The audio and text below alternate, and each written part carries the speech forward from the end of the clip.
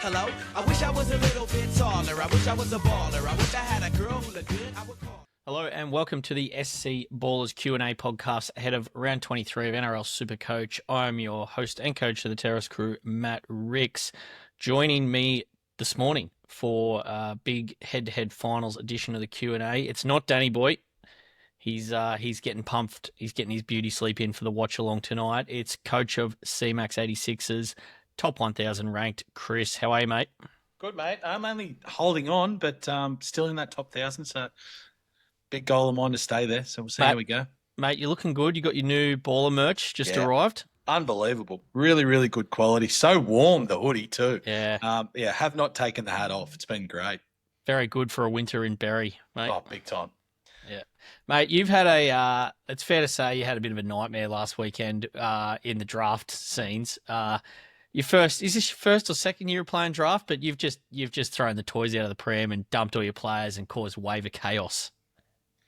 Look, after speaking with my representation, I've decided to make no comment. No, look, that's exactly what it was. I just threw the toys out of the cot once I realised that I wasn't able to make it. And then after I'd done it, actually realised what I'd done. And I was like, Chris, what have you done? Chaos ensued. Rightfully so. I was blasted from pillar to post in the group chat. Went to the commissioner hat in hand, and all I could do was apologise. Yeah, I hear you've engaged Nick Kabar, Chris Murphy, all the heavy hitters. That's exactly right. Had to get myself out of a real tight spot. Yeah, the commission is still deliberating apparently, and you'll be handed down a punishment at some stage. But yeah, mate, get your head on. Lucky you're such a good classic player. Let's get into the questions anyway tonight, mate. We've got a lot to cover. It's obviously head-to-head finals week.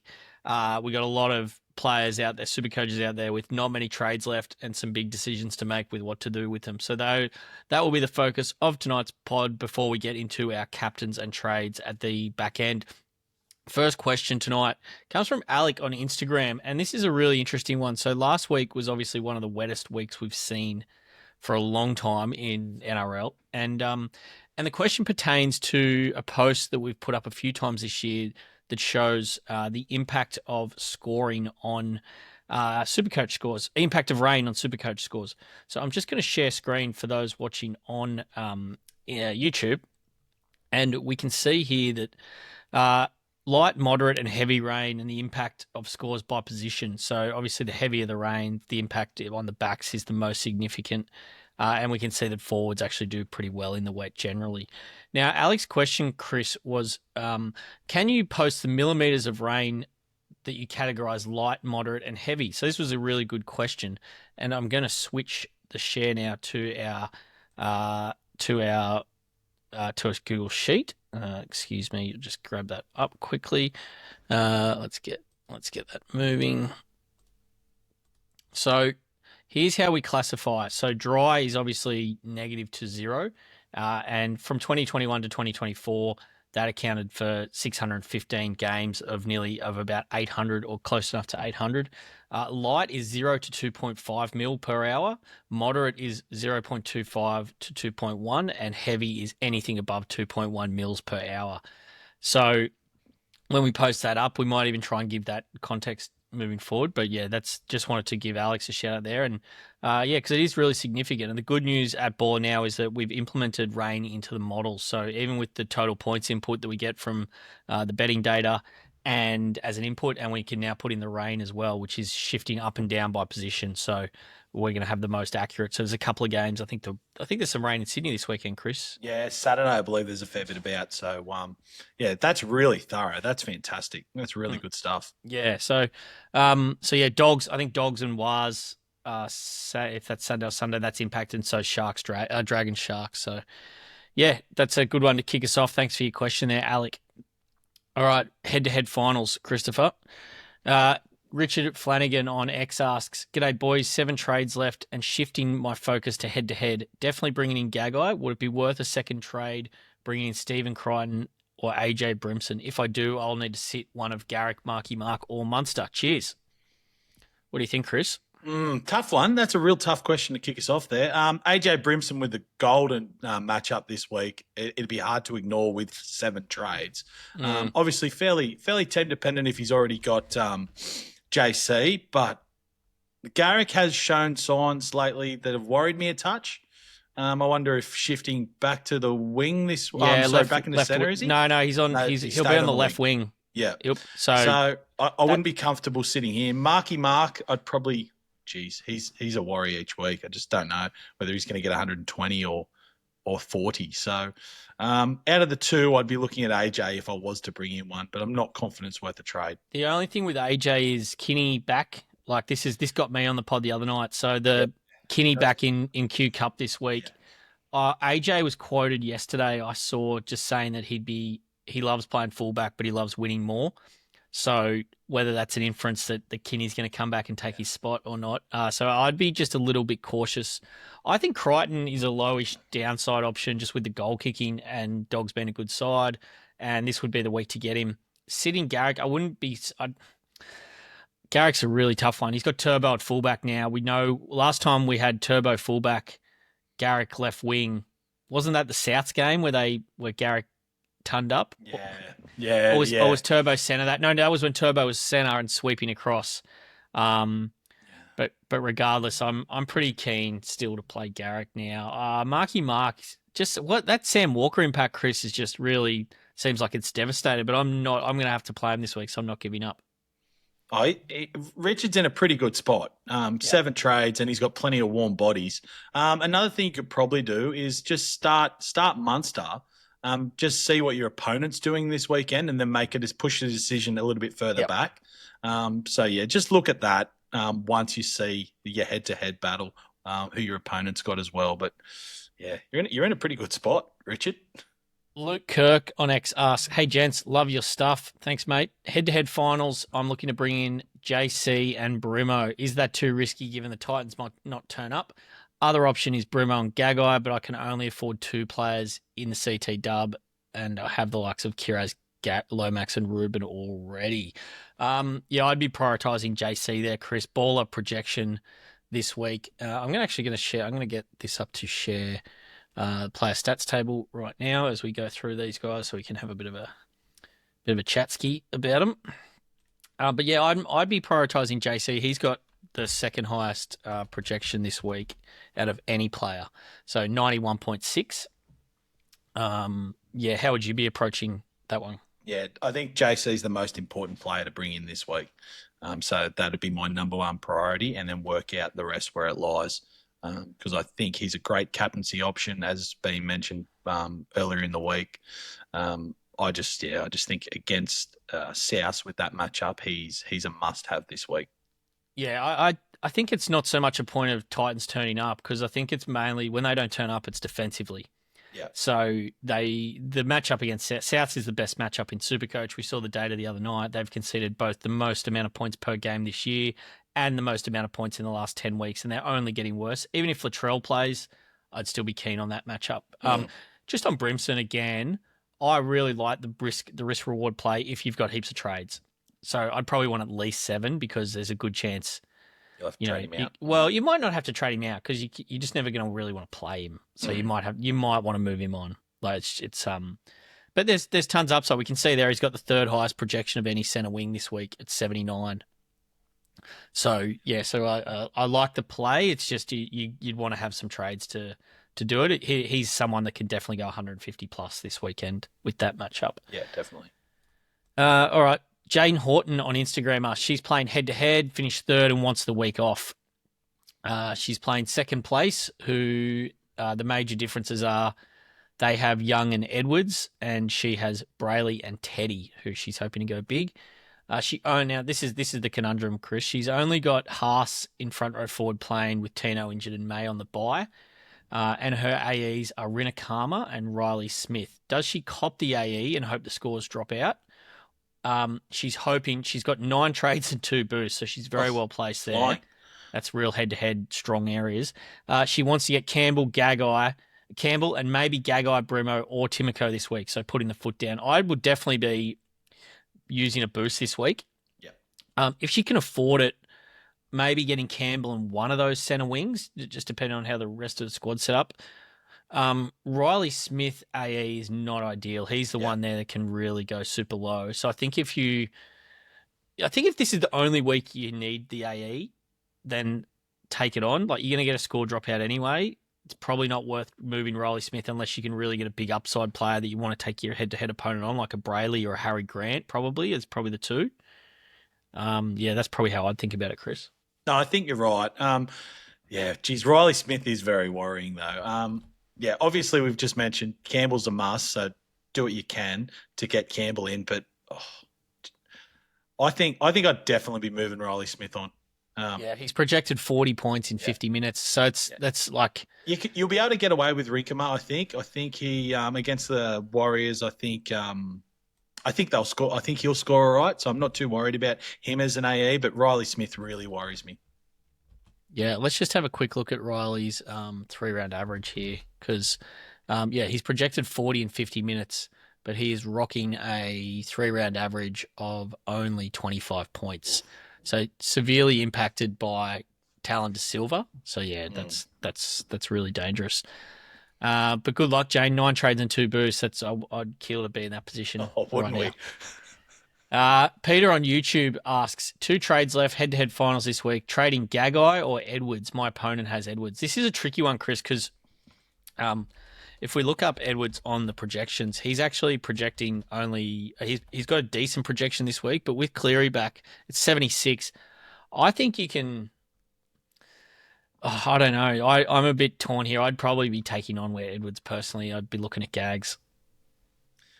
Yeah, like head-to-head wise, I think you just see how you're going. So what are the Panthers playing? Oh, they're playing the second game of the week. So it's hard to know. It's hard to know where you're situated in terms of how you're going against your opponent. But if you are all over them on Thursday night, I've got no issue with matching Edwards just to make sure you stay on top for the rest of the weekend. But if you have a bad Thursday night, I'd definitely be going Gagai. So just have a look at it and see how your situation in that particular head-to-head game's going. My issue with Edwards is I just think there are better options, and he's 884K. So you're really taking a big punt. That's just not a value proposition. And if you've only got a couple of trades left, can you spend that money out bet elsewhere? The point, I suppose, if you do only have 2 trades left and you can afford it, and you think Edwards is still going to be one of the highest scoring players on the run home, then yeah. That's a really tricky one head to head wise, Peter. So best of luck with that.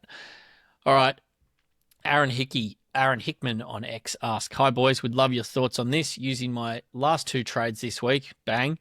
My thoughts are Sandon to Brayley. He has Cookie at the moment, or LKT to JC. He has Munster. Herbie to Gun centre wing. Already got Gagai something in RTS or Stephen Crichton. So that's interesting, Chris. What's your my initial first thoughts take there? on that is if you've got Cookie, I'd probably just hold Cookie because Brayley's got that buy coming.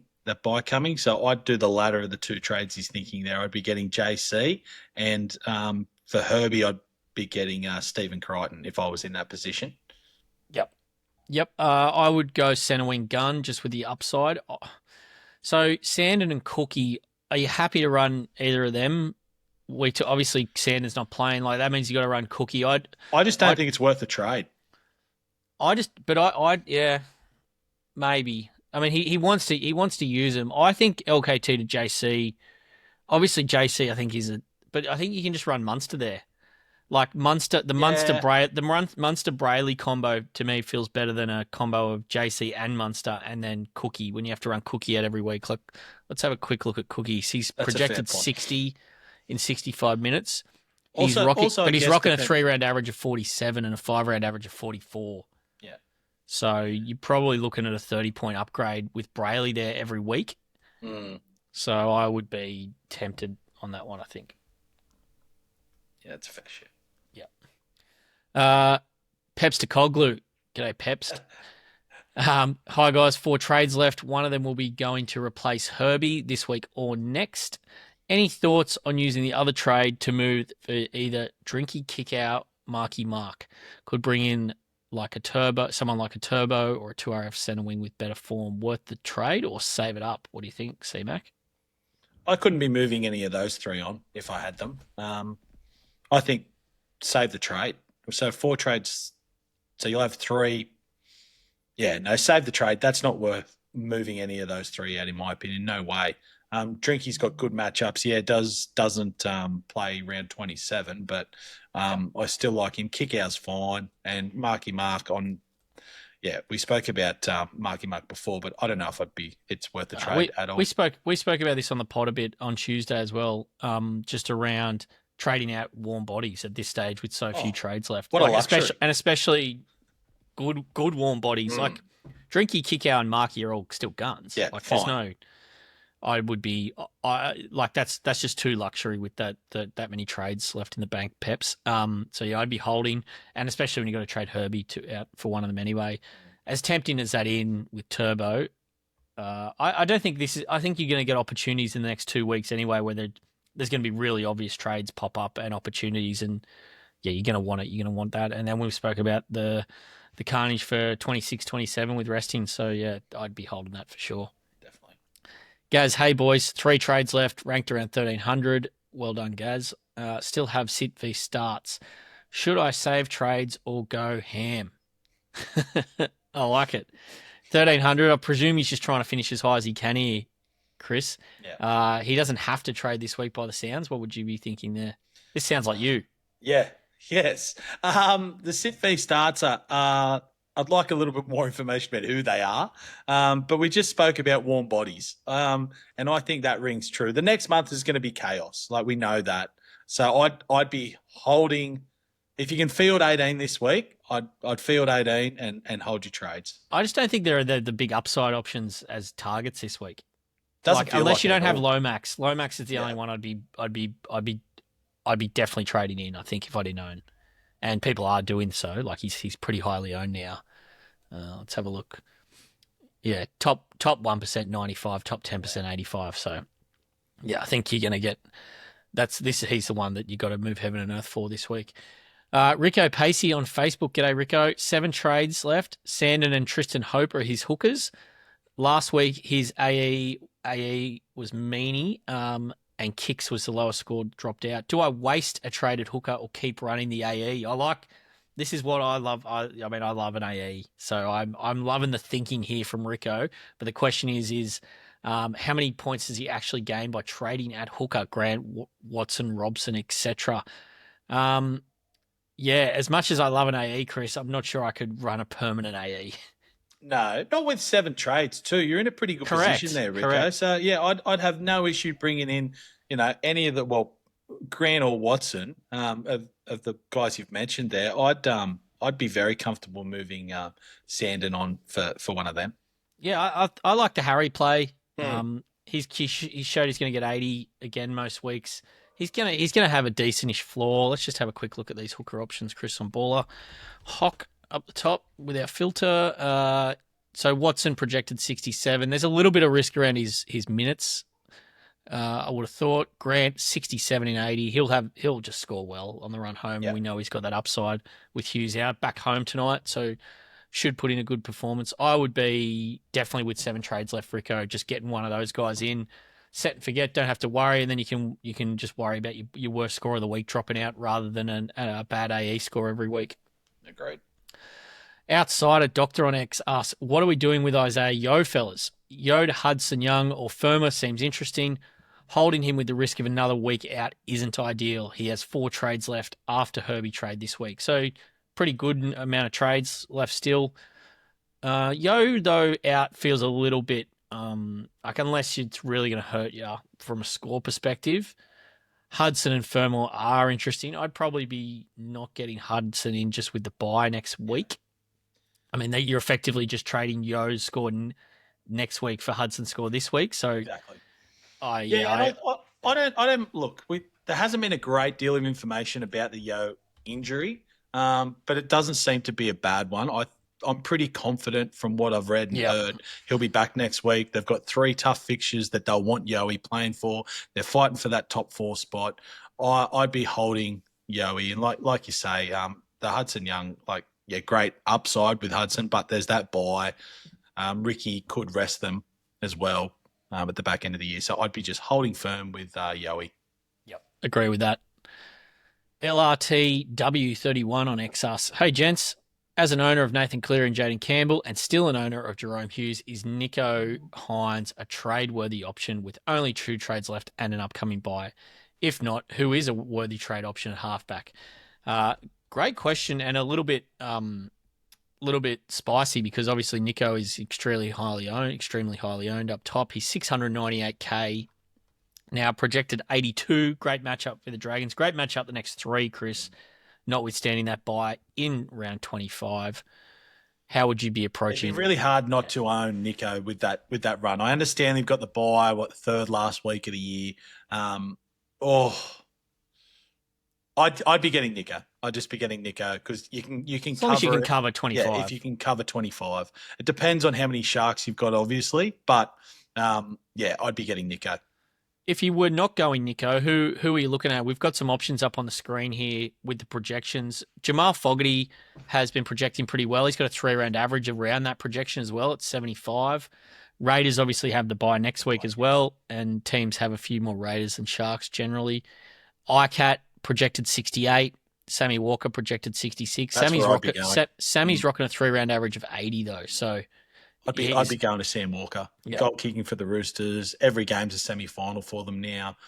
He's been very ball dominant since he's coming back, and not many own, so it'd be a nice pod play as well. Yep, I'd probably agree. Tommy Dearden's obviously still there. They've got a nice run until they've got the bye in 27. Bit of a write-off that game against the Sharks for him last week. Still rocking it. He's obviously had that huge ton a couple of weeks ago, so he's another option. But yeah, I'd be going Nico. Brett Sims on Facebook. G'day, Brett. Do I get Turbo this week or leave it a week? Get him. Just get him.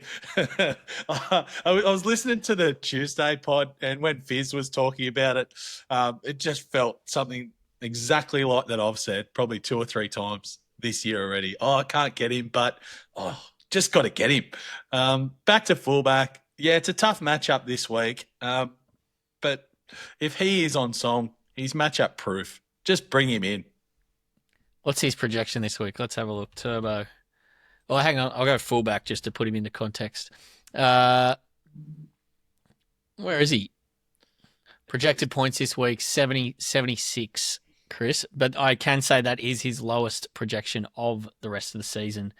He's the highest projecting fullback through to the end of round 26, head-to-head finals.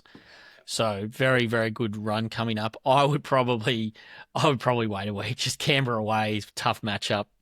It depends who you're trading out as well. Like if you're trading Hughes, that's a scenario where I would get Turbo in. That would be very exciting. Teabag on X. G'day, Teabag. Hey boys, if we find out Latrell is playing, which I feel he will. So as of Thursday morning, I'll just interrupt this question. The mail overnight is that if Latrell comes through a run today, that he is going to play. So that's exciting to get Trell back, especially for my draft team. Really, really need him on the park. But yeah, Teabag's question is he's very tempted to get Alex Johnston if Latrell does play. Absolute mega pod who could really come off round 26 bye is a bummer.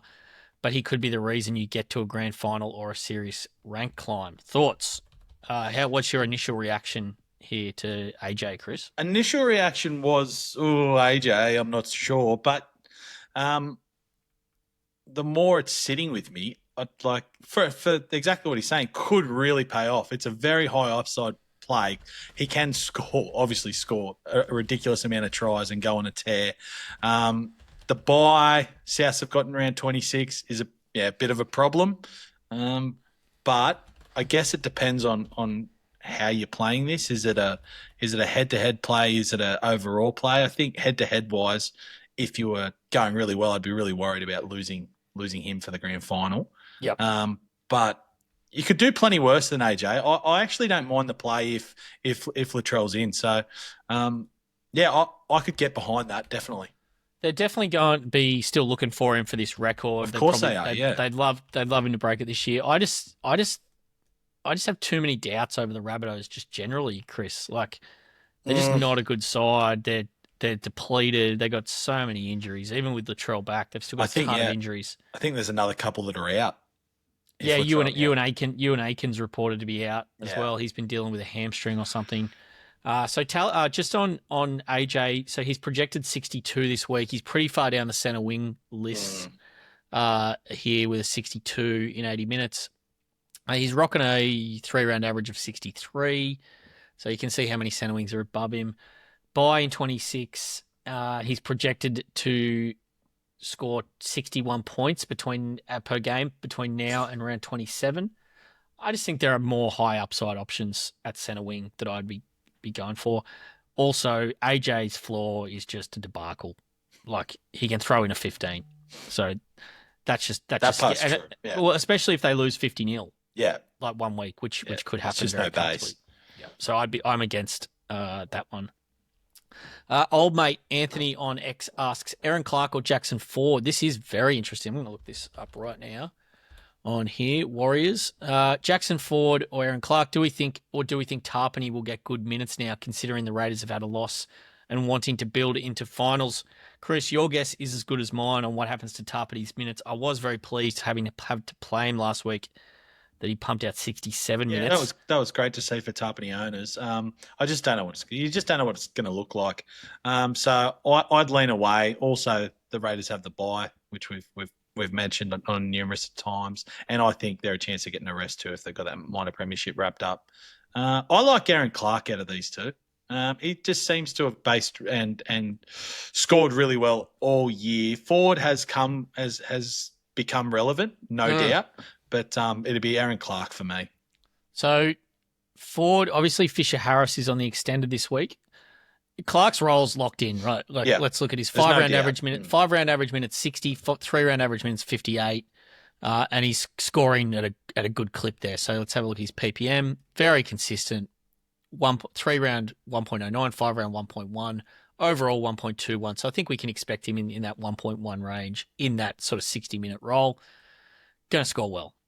So that's pretty straightforward. His base plus power also very consistent over here. If we look at Jackson Ford, I think his numbers are worth looking at. So average minutes, 53, but you can see that he's rocking a three-round average minutes of 67. So minutes have gone up. And in line with that, his average score has gone up to 63. What's he priced at? 546. I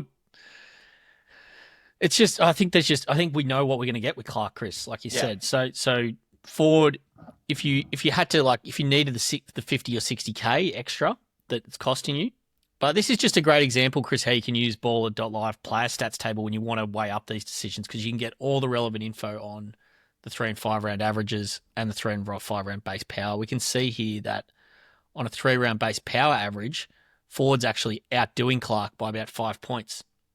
So if you think that Ford can hold that role, then yeah, go for it. That's it. We can see that he's had that role and it's coming through in the numbers. So yeah, I'm not adverse to either of those guys as a bring in, old mate. It's probably just one for you to go to Ballr.live and make your own decision, I think. But I definitely wouldn't be getting Tarpany. Just way too much unknown with the minutes, and plus they've got the bye. All right, let's have a look. Captaincy. So Pepsi back with a captaincy question, Chris, to take us into our captain chat now. He also wanted to grab our thoughts on Pod Karaz captaincy this week against the Wars. I'll kick off here, Chris, because I got pretty strong feelings on Karaz, as I mentioned on the pod the other night. I just hate this hybrid role for him. Not that he's not going to score well, because obviously he is. He's a extremely amazing Supercoach player, one of the best power games in the NRL. He's projected this week for 78, so a really good score. I just think the playing at centre in attack just really caps his upside. He's not going to get the try assist. He's going to get less tries, and you're just looking at a big base plus power game. You know, obviously could get some attack. I just think the ceiling's capped. Yeah, I think that's a fair shout. And I do think this week there are a number of options too. So, you know, pod captaincy you could go in another direction because I think there's legitimately a few options to captain this week. So, the ownership around whichever captain we catch and who scores well, it's open. It's not just limited. I can't think of a better week for captains all year. Like in terms of the options, like let's just go through some of the top ones here. We got Cleary projected 92 playing the Knights, Jaden Campbell projected 92 playing the Bunnies. Obviously, if Latrell plays, that'll have some impact, but I still think Jaden's a great choice. Zach Lomax projected 89.5 versus the Cows on the last game of the round. And then the forgotten man, Chris Tedesco, projected 87. His scores are down. He's rocking a 3-round average of only 48. So he's been stinging. Hasn't really looked impacted at all, like from an injury perspective, but just the output just not been there, and maybe it's got something to do with Sammy Walker coming back. Yeah, he's not quite getting that good ball he was getting all year. Like, he was so ball dominant. Now, Sam Walker, they're probably sharing the load a bit. So, a bit worried about Teddy as a captain. But they're fast track, Suncorp. I think the weather's fine up there. I think it's the Arvo game. Yeah, great matchup against the Dolphins. He's a great option. What about Nico? It's probably there's just a little bit of weather around. Obviously, that narrative can go the other way. The wet hair Nico obviously always does well. Yeah. But he's probably in the mix as well, isn't he? Definitely in the mix, and probably definitely depends up on how you structure your team, because I think if you're not captaining Cleary, he's almost a must BC. Yep. So just work out your structure there if you are thinking about Nico, if you can move him into the flex or Cleary into the flex to give yourself that opportunity to have the VC and C on both of them. All right, Chris, with all that information, what are you thinking for captains? Yeah, so I just touched on my vice captain. I think Nathan Cleary, early game. I think he's killing it at the moment. So are the Panthers. So I think that just continues. I think he's a very safe vice captain option. And for captain, I'm going Zach Lomax in the last game of the round against the Cowboys, who I was very, very disappointed in their output last week. And the Eels look great. Jason Rolls has done well there. They're going to be trying really, really hard till the end of the year. That much is obvious. And Zach Lomax, I think, is a great option. Yep. Can't argue there, Chris. I'll be doing the same. Nathan Cleary, vice captain. I wouldn't mind captaining Cleary straight out. There's a little bit of weather in Newcastle Friday night, so that's a little bit of a dampener, so to speak. I wouldn't mind. There's just no one to vice captain, I don't think, for the watch along tonight for the Storm v Broncos. Tubes is already piping up that he's thinking about Reece Walsh as a captain, as a vice captain choice rather. Not sure I could be doing that. But yeah, so I'll be VC Cleary as well. And then I'm just going to wait and see how it plays out. I would love to vice captain Jaden Campbell, but there's no one I can drop being the second last game. So I'm just going to make a decision on Campbell or Lomax come Sunday, just get a look at the weather, see how that's all happening. I just think that anyone playing Souths at the moment is just ripe. And we saw Campbell's coming off 115 against the Panthers last week. Yeah, so look, I'm ready to be hurt with a 40-point Campbell score. I think the chances of that are pretty low. So, yeah, they're both great options, Campbell or Lomax, and hopefully can just make the right call on that coin flip come Sunday. Yeah. All right, Chris, trades.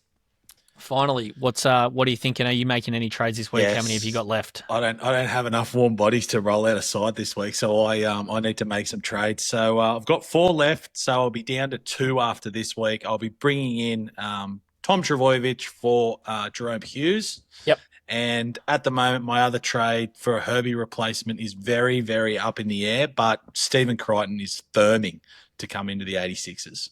Yeah, very nice. That's I like that play a lot. And I think Crichton scored well last week. He looked good with ball in hand. I think he's a huge upside play. I remember a couple of years ago, Chris, he had a few really good scores in a row playing for the Panthers. I think that's when he was playing centre though as well. He had the goal kicking. Yeah. And he's definitely got it in him. We just don't always see it.